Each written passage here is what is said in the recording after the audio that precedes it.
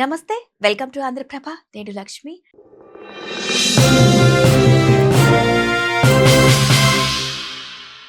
భారతదేశంలో అత్యంత సాధారణమైన వ్యాధుల్లో డయాబెటిస్ కూడా ఒకటి. ఈ వ్యాధి బారిన పడేవారు రోజు రోజుకు ఎక్కువవుతూనే ఉన్నారని చెప్పొచ్చు. ప్రస్తుత కాలంలో పుట్టిన పిల్లల్లో కూడా ఈ వ్యాధిని గుర్తిస్తున్నారు. మారిన జీవన విధానం, ఆహారపు అలవాట్లు, తగినంత శ్రమ లేకపోవడం, జన్యుపరమైన కారణాల వల్ల ఈ వ్యాధికి గురవుతున్నారు. అలాగే ఊబకాయంతో బాధపడే వారిలో కూడా డయాబెటిస్ వచ్చే అవకాశం ఉంది. అంతేకాకుండా డయాబెటిస్ వల్ల కూడా ఊబకాయం వచ్చే అవకాశం కనిపిస్తోంది. డయాబెటిస్ కారణంగా వ్యక్తి దినచర్య కూడా ప్రభావితమవుతోంది. డయాబెటిస్తో బాధపడేవారు బరువు తగ్గాలనుకుంటే మరింత శ్రమ పడాల్సి ఉంటుంది. ఆహార నియమాలను పాటించడం వల్ల, అధికంగా వ్యాయామం చేయడం వల్ల రక్తంలో చక్కెర స్థాయిలు తగ్గే అవకాశం ఉంటుంది.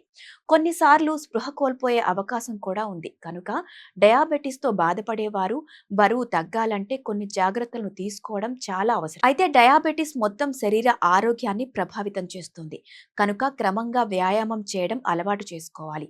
అయితే వ్యాయామం చేసేటప్పుడు మొదలుపెట్టిన వెంటనే కఠినమైన ఆహార నియమాలను పాటించకూడదు. బరువు తగ్గడానికి శారీరక, మానసిక బలం కూడా అవసరం.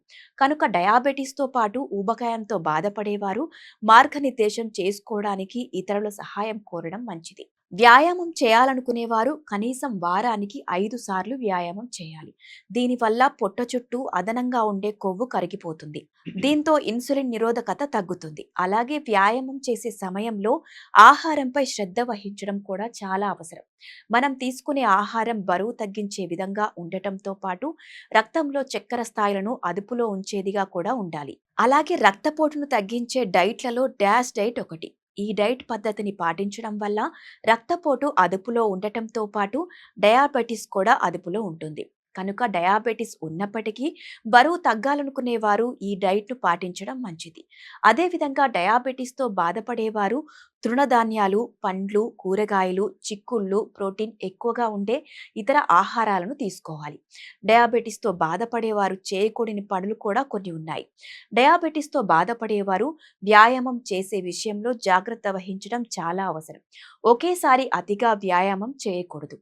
ఇలా చేయడం వల్ల మంచి కంటే చెడే ఎక్కువగా జరుగుతుంది. కనుక వ్యాయామం చేయడం మెల్లగా ప్రారంభించి క్రమంగా పెంచుకునే ప్రయత్నం చేయాలి. ఇక సాధారణంగా బరువు తగ్గాలనుకునేవారు క్యాలరీలను నియంత్రించాలని ఆహారాన్ని తక్కువగా తీసుకుంటుంటారు. కానీ డయాబెటిస్తో బాధపడేవారు ఆహారాన్ని తీసుకోవడం తగ్గించకూడదు. 3 పూటల సరైన సమయంలో ఆహారాన్ని తీసుకోవాలి. అలాగే కార్బోహైడ్రేట్స్లో ఉండే ఆహారాలను తీసుకోవడం కూడా ముఖ్యం. తృణధాన్యాలను, ఫైబర్ కలిగిన ఆహారాలను తీసుకోవడం కూడా చాలా అవసరం. అలాగే బరువు తగ్గాలనుకునేవారు ఉపవాసం ఉండే డైట్స్ను చేస్తూ ఉంటారు. కానీ డయాబెటిస్ ఉన్నవారు ఇలాంటిది చేయకూడదు. ఉపవాసం ఉండటం వల్ల ఇన్సులిన్ స్థాయిలు తగ్గే అవకాశం ఉంటుంది. అలాగే బరువు తగ్గడానికి డైట్ మందులను కూడా వాడకూడదు. ఇవి డయాబెటిస్ మందుల పనితీరును దెబ్బతీస్తాయి. అదేవిధంగా జంక్ ఫుడ్ను తీసుకోవడం కూడా చాలా వరకు తగ్గించాలి. ఈ విధంగా తగిన జాగ్రత్తలు తీసుకుంటూ సరైన ఆహార నియమాలను పాటించడం వల్ల డయాబెటిస్ ఉన్నవారు కూడా సులభంగా బరువు తగ్గవచ్చు.